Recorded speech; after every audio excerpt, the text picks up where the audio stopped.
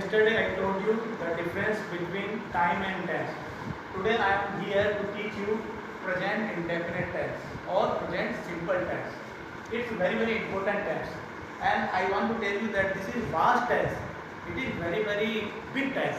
If I say present indefinite, we can use two helping verbs in this tense, do and does. दो axillary verb हम लोग use करते हैं इस tense में, डू और डज। डू याद रखना, आई, यू, दे, वी और नेम्स। याद रखना नेम्स बोल रहा हूँ, मतलब एक से ज़्यादा अगर नाम है तो हम डू का यूज करेंगे, इन सब के साथ डू का यूज करेंगे। डज, डज किसके साथ यूज करेंगे? शी, इट, ही और नेम, सिंगल नेम। अंडरस्टूड? तब किसका यूज करेंगे? डज का यूज करेंगे। ये सारे के सारे प्रोनाउंस हैं, ये सब प्रोनाउन है। इन प्रोनाउन के साथ में डू और डज का यूज होता है। अंडरस्टूड? और डू और डज क्या है? हेल्पिंग वर्ब है और एक्सिलरी वर्ब है। अब देखिएगा main verb means finite verb. Main verb कौन सी यूज होती है? First form. आपको पता है कि there are 5 types of forms of the main verb. Understood? क्या बता सकते हैं? पहला प्रेजेंट, दूसरा past, third past participle, fourth infinitive and fifth one gerund. Understood? तो यहाँ पर फर्स्ट फॉर्म का यूज होगा, मीन प्रेजेंट फॉर्म का यूज होगा, वर्ब की प्रेजेंट फॉर्म का यूज होगा। For example go, come, teach etcetera. It's clear? अब देखिएगा इन एग्जांपल्स के माध्यम से समझिएगा। और मैं अपने स्टूडेंट्स को हमेशा ये कहता रहता हूँ कि याद रखिएगा कि प्रैक्टिस बहुत जरूरी है इंग्लिश ग्रामर में। सिर्फ थियोरेटिकल पढ़ने से इंग्लिश ग्रामर कभी भी नहीं आएगी। A lot of practice is required to master over the English language. बहुत मेहनत करनी पड़ती है, बहुत प्रैक्टिस करनी पड़ती है। अंडरस्टूड? और प्रैक्टिस क्या होता है? Example, sentence, sentence after sentence, तब आपकी प्रैक्टिस बहुत सॉलिड होगी। सिंपल सेंटेंस, सिंपल सेंटेंस है, इनके एग्जाम्पल देखिएगा। She comes here daily. बहुत ध्यान से देखिएगा सेंटेंस, इनसे रूल्स निकल के आएंगे। She comes here daily, we come here daily, he goes to school every day, you go to school every day, Sohan teach us, they teach us. देखिएगा बहुत ध्यान से, बहुत क्लोजली आप देखिएगा इस सेंटेंस को। She comes here daily, we come here daily. आप देखिए सी के साथ यहाँ पर कम्स आ रहा है और वी के साथ सिर्फ कम ही आ रहा है। ऐसा क्यों होता है? फिर देखिए दूसरा sentence, he goes to school. यहाँ पर ही के साथ गोज आ रहा है और यू के साथ सिर्फ गो क्यों आ रहा है? सोहन टीचर्स, मतलब सोहन के साथ ये लग रहा है टीच में, और दे के साथ सिर्फ टीच ही आ रहा है। कुछ क्वेश्चन आपके दिमाग में आया? डेफिनेटली मुझे उम्मीद है कि दिमाग में आपके कुछ क्वेश्चंस आ रहे होंगे कि ऐसा हो क्यों रहा है। सर ने बताया है कि फर्स्ट फॉर्म का यूज होता है, लेकिन यहाँ पर कम्स आ रहा है, यहाँ पर गोज आ रहा है, यहाँ पर टीच के साथ येस लग रहा है। Definitely so many question arises into your mind, definitely. अब उन क्वेश्चंस को मैं आपको बता देना चाहता हूँ। पहला क्वेश्चन क्या है कि ये येस क्यों आ रहा है? दूसरा क्वेश्चन डेफिनेटली आपके मन में आ रहा होगा कि यहाँ पर सर कह रहे हैं कि हेल्पिंग वर्ब का यूज होता है, लेकिन इस सारे टेंस में, इस सारे सेंटेंस में एक भी हेल्पिंग वर्ब का यूज नहीं है, डू का भी नहीं है, डज का भी नहीं है। ये क्या कारण है? इसको मैं बता देना चाहता हूँ कि याद रखिएगा जब सिंपल सेंटेंस हो, सिंपल सेंटेंस हो और अगर थर्ड पर्सन सिंगुलर हो, याद रखा मैं लिख देता हूँ यहाँ पर third person singular, third person singular, इस टर्म को याद रखना, थर्ड पर्सन सिंगुलर। अगर थर्ड पर्सन सिंगुलर है तो उसमें फर्स्ट फॉर्म के साथ एस और ईएस लगेगा, सॉरी एस और ईएस ये लगेगा। तो एस लगेगा या ईएस लगेगा, इसके भी कुछ रूल्स है, वो आपको मैं अगली स्लाइड में, अगले वीडियो में जरूर बताऊंगा। अंडरस्टूड? पहला रूल तो यह है कि थर्ड पर्सन सिंगुलर है, शी ये थर्ड पर्सन है, ही ये थर्ड पर्सन है, लेकिन सिंगुलर होना चाहिए। शी सिंगुलर है, थर्ड पर्सन भी है, ही सिंगुलर भी है और थर्ड पर्सन भी है। और सोहन नेम, नेम भी याद रखिएगा थर्ड पर्सन होता है और सिंगुलर होता है अगर एक नाम होता है। अंडरस्टूड? तो अगर थर्ड पर्सन सिंगुलर है तो वर्ब की फर्स्ट फॉर्म के साथ एस या फिर ईएस जरूर लगाते हैं। क्लियर है? एक रूल हमारा ये हो गया, बिल्कुल क्लियर। अब देखिएगा दूसरा रूल क्या है, जैसे बी है, बी के साथ कम है, एस क्यों नहीं लगा? क्योंकि बी क्या है? थर्ड पर्सन सिंगुलर नहीं है। यू ये थर्ड पर्सन सिंगुलर नहीं है, सिंगुलर हो सकता है, यू सिंगुलर है लेकिन थर्ड पर्सन नहीं है, सेकंड पर्सन है। अंडरस्टूड? इसलिए यू के साथ सिर्फ दो है, ईएस नहीं जोड़ा है। दे, दे क्या है? थर्ड पर्सन तो है लेकिन सिंगुलर नहीं है। बात यह है कि थर्ड पर्सन सिंगुलर हो उसमें एस और ईएस लगाते हैं मेन वर्ब की फर्स्ट फॉर्म के साथ। ये बिल्कुल क्लियर आप सेट कर लीजिएगा, बहुत ही इंपॉर्टेंट रूल है। It's clear? अब दूसरा क्वेश्चन है कि इसमें डू और डज कोई भी हेल्पिंग वर्ब यूज नहीं हो रही, ऐसा क्या कारण है? डू और डज दोनों इसलिए नहीं हो रही कि अगर सिंपल सेंटेंस है, याद रखिएगा सिंपल सेंटेंस और सिंपल प्रेजेंट का है, मीन्स प्रेजेंट इंडेफिनिट का, अगर सिंपल सेंटेंस है तो उसमें डू और डज का यूज कदापि नहीं होता, कभी भी नहीं होता। सिंपल सेंटेंस होना चाहिए, provided it should be very simple sentence, तब डू और डज का यूज कभी भी नहीं होगा। Without helping verb sentence are written. Okay, ये दो रूल बहुत ही इंपॉर्टेंट है। अब थोड़ा सा आपको मैं बता दूं कि थर्ड पर्सन और फर्स्ट पर्सन और सेकंड पर्सन क्या होता है। फर्स्ट पर्सन याद रखिएगा, फर्स्ट पर्सन हमेशा स्पीकर होता है। For example I am teaching you, मैं बोल रहा हूँ तो मैं क्या हो गया, फर्स्ट पर्सन, आई और वी, ये फर्स्ट पर्सन होता है। सेकंड पर्सन यू, जो लिसनर है, जो सुन रहा है, वो सेकंड पर्सन होता है। थर्ड पर्सन जिसके बारे में हम लोग बातचीत कर रहे हैं, he, she, it, they, name, name भी थर्ड पर्सन होता है। ये सब के सब थर्ड पर्सन है जिनके बारे में हम लोग बातचीत कर रहे हैं, वो हमारे सामने प्रेजेंट नहीं है, ये सारे थर्ड पर्सन होते हैं। तो क्लियर याद रखना, थर्ड पर्सन सिंगुलर में तो लिख देता हूँ, ही, शी, इट और नेम, ये सब के सब क्या है, थर्ड पर्सन सिंगुलर है, ये सब के सब थर्ड पर्सन सिंगुलर है। मुझे उम्मीद है कि आपको ये क्लियर हो गया होगा। अब आगे की तरफ चलते हैं, इसके यूज क्या क्या है। अब इसके यूज देखिएगा, प्रेजेंट इंडेफिनिट के और प्रेजेंट सिंपल के क्या यूज है, ये समझने की कोशिश कीजिएगा। मैंने शुरुआत में बोला कि बहुत वास्ट टेंस है, बहुत वास्ट है, अंडरस्टूड, इसको बहुत अच्छी तरह से हमें समझना है। फर्स्ट इसका यूज है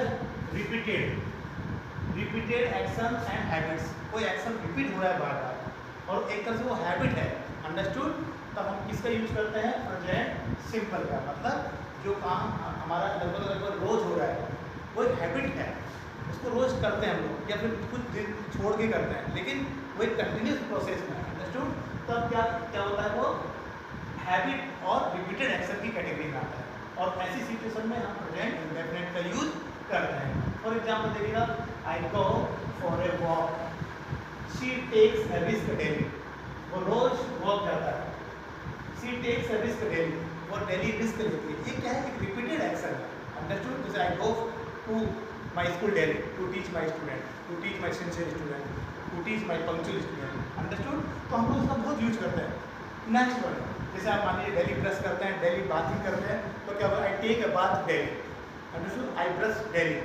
इसके लिए नेक्स्ट वन, साइंटिफिक फैक्ट्स, जो वैज्ञानिक फैक्ट्स है, तथ्य है, जो साइंटिफिक फैक्ट है, अंडरस्टूड, उसमें water boils at 100 degree Celsius, ये फैक्ट है, साइंटिफिक फैक्ट है, इन रिस्पेक्ट ऑफ प्लेस और time.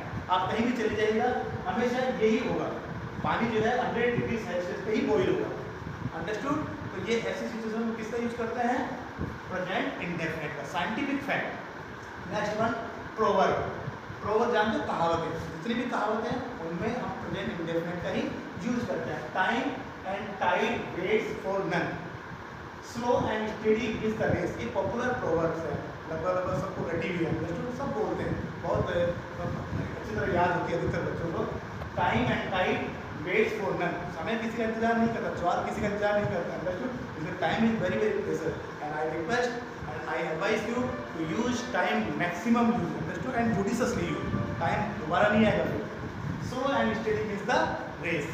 Next one, newspaper headings. बहुत कम बच्चों को पता होगा कि न्यूज़पेपर की हेडिंग्स में भी जो जर्नलिस्ट हैं, रिपोर्टर्स हैं, वो प्रेजेंट इंडेफिनिट का यूज जनरली करते हैं। फॉर एग्जाम्पल देखिएगा, the bus fail into the गोर्ज, the bus fail into the गोर्ज, 5 persons died in a road mishap। आप देखिएगा, एक्सीडेंट हो चुका है पहले, अंडरस्टूड, क्योंकि न्यूज़पेपर बाद में पब्लिश हुआ, एक्सीडेंट पहले हो चुका, उसकी रिपोर्टिंग हो रही है, लेकिन हम यूज किसका कर रहे हैं, प्रेजेंट सिंपल का। Is it clear, the bus fail into the road and 5 persons died, understood, died नहीं, the 5 persons died in a road mishap। तो ये बहुत ही इंपॉर्टेंट है, इसके अलावा और भी मुझे आप समझने की कोशिश कीजिएगा। अब आप देखिएगा इसका fifth use, programme, decision, function, fixed for future. कोई फंक्शन जो फ्यूचर में, नियर फ्यूचर में होने वाला है, और फिक्स उसका प्रोग्राम, अंडरस्टूड, उसकी डेट फिक्स है, तो हम लोग इसका यूज करेंगे प्रेजेंट इंडेफिनिट का। फॉर एग्जाम्पल देखिएगा, माई एग्जाम कमेंस टुमारो, कल एग्जाम स्टार्ट होने वाली है, अंडरस्टूड, एग्जाम कब होगी, कल, लेकिन वो तो फिक्स है, अंडरस्टूड, वो डिसाइडेड है कि कल एग्जाम शुरू होने जा रही है। तो ऐसी सिचुएशन में क्या यूज करेंगे हम लोग, प्रेजेंट इंडेफिनिट। दूसरा एग्जाम्पल देखिएगा, I go to dosa tomorrow evening, fix है कि कल मेरा डोसा जाने का प्रोग्राम है शाम को। तो हम किसका यूज करेंगे, प्रेजेंट इंडेफिनिट का। याद रखिए इस बात को। अब यूनिवर्सल एक सलाह और देता हूँ मैं कि आप सेंटेंस को खूब लिखो, जितना लिखोगे उतनी अच्छी इंग्लिश होगी। अंडरस्टूड, खूब लिखो, ये नहीं कि सिर्फ रट लिया, रटना नहीं है। उन जितने भी यूज है, जितने भी जो है रूल्स है, उनको आप अपनी अप्लाई इंग्लिश में करना है। अंडरस्टूड, एप्लीकेबल इंग्लिश जिसको बोलते हैं एप्लीकेबल, वो होना चाहिए। नेक्स्ट है यूनिवर्सल ट्रुथ। दी अर्थ, यूनिवर्सल ट्रुथ आप जानते हो, सारा हो नहीं सकते, कहीं भी चले जाओ वो बिल्कुल ट्रुथ रहेगी। The earth moves around the sun. Understood. दूसरा एग्जाम्पल देखिएगा, the sun rises in the east. ज़्यादा जोर देने की जरूरत नहीं, सबसे पॉपुलर जो है सेंटेंस है और जानते इसका। नेक्स्ट है लाइव कमेंट्री, इंपॉर्टेंट। बहुत कम लोगों को पता होगा कि लाइव कमेंट्री में भी इसका यूज होता है। जब लाइव कमेंट्री ब्रॉडकास्ट हो रहा है तब किसका यूज करता है, प्रेजेंट इंडेफिनिट का। फॉर एग्जाम्पल देखिए, he runs after a ball, catch it and throw it। Understood, live commentary ऐसा चल रहा है, सामने हो रहा है और जो है कमेंट्री कैसे हो रही है, he runs after a ball, catch it and throw it। ऐसी सिचुएशन में इसका यूज करते हैं हम present indefinite, live commentary. Understood. और मुझे उम्मीद है कि आपको ये 5, 6 और 7 और पिछले जो 4 रूल्स हैं वो समझ में आ गए होंगे। अब हम लोग 8वें रूल्स की तरफ एंटर करते हैं। अब नेक्स्ट इसका यूज देखिएगा, विद इफ क्लॉज। किसके साथ होता है, with if clause with simple future. आपको कंडीशनल सेंटेंस जब मैं पढ़ाऊंगा तो ये सारी बातें बताऊंगा कि there are 3 types of conditional sentence, लेकिन आप यहां पर समझिएगा कि इफ क्लॉज। अंडरस्टूड, जब इफ क्लॉज के साथ हमेशा प्रेजेंट सिंपल आता है, लेकिन दूसरी तरफ सिंपल फ्यूचर होना चाहिए, ये कंडीशन है। याद रखना, ये कंडीशन है कि अगर दूसरे क्लॉज में सिंपल फ्यूचर है तो डेफिनेटली इफ क्लॉज में प्रेजेंट सिंपल का ही यूज होगा।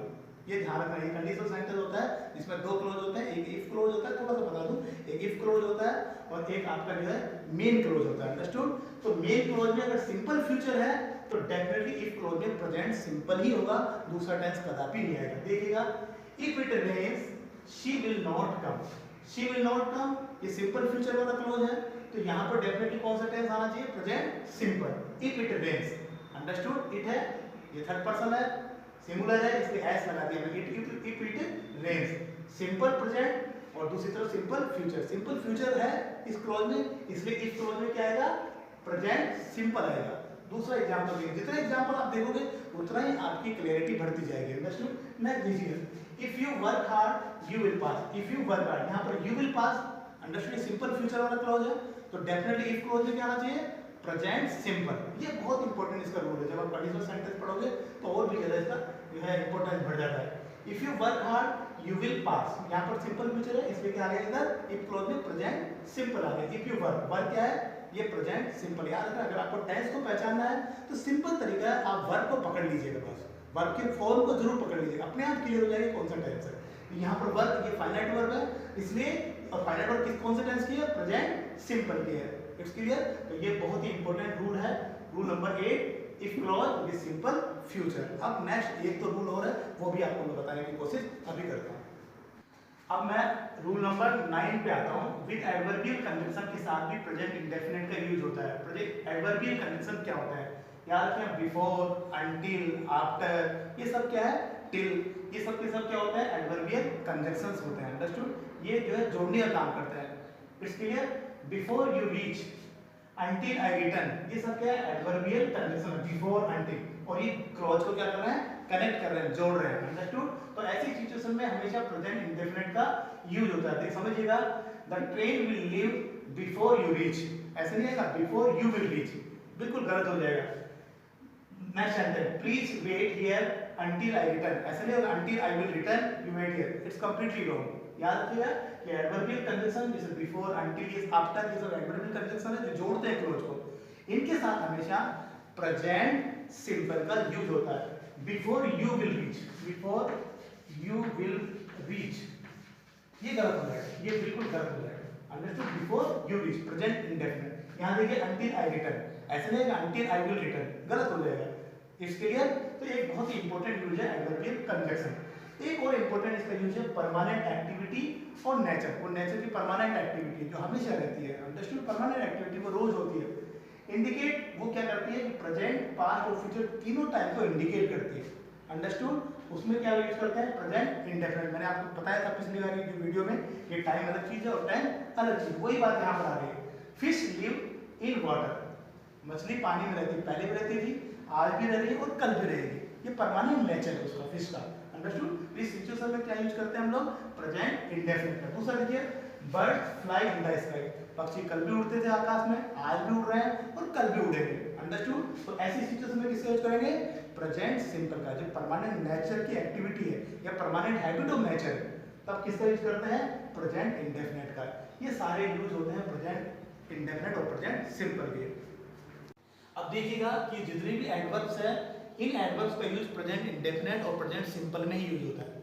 Always, often, rarely, sometimes, regularly, daily, habitually, usually, occasionally, generally, every day, every time, every month, every year, ये जितने भी एडवर्ब्स हैं जनरली प्रेजेंट इंडेफिनिट में ही यूज होती है। मैं जनरली का बहुत यूज करता हूँ, इसका मतलब ये प्रेजेंट इंडेफिनिट को सिग्निफाई करती है। याद रखिएगा, बहुत सारे कॉम्पिटिटिव एग्जाम्स में आते हैं और इस तरह के क्वेश्चन पूछते हैं, और पेपर सेटर है वो एडवर्ब जरूर देता है, अधिकतर एडवर्ब देता है, ताकि आप पहचान सको कि कौन सा टेंस है। अंडरस्टूड? ये जो सेंटेंस है वो किस टेंस को बिलोंग करता है, लेकिन आपको एडवर्ब आनी चाहिए, और वो आने चाहिए इस एडवर्ब का यूज कौन से टेंस में होता है। Understood? For example, he generally likes to eat a mango. अब आप जनरली देख के समझ लो कि प्रेजेंट इंडेफिनिट को सिग्निफाई है। Next, she usually meets me, वो सामान्यतः मुझे मिलती है। I often try to take a risk, I often try to take a risk, ये जितने भी है ये देखिएगा, यूजुअली, जनरली, ये जो एडवर्ब्स है ये एडवर्ब प्रेजेंट इंडेफिनिट को सिग्निफाई करती है। अंडरस्टूड? उसको बिलोंग करती है। आप देखते समझ लेना ये प्रेजेंट इंडेफिनिट है। It's clear? अब देखिएगा इसका जो बहुत ही इंपॉर्टेंट है वो भी आपको बताना चाहता हूँ। कुछ वर्ब ऐसी है जो सिर्फ प्रेजेंट इंडेफिनिट में यूज होती है, ये भी खास बात है। अंडरस्टूड? जैसे एडवर्ब है वैसे कुछ वर्ब ऐसी है जिनको वर्ब ऑफ परसेप्शन बोलते हैं, वो सिर्फ कौन से टेंस में यूज होती है? प्रेजेंट इंडेफिनिट में। वो भी मैं आपको अभी तुरंत समझाता हूँ।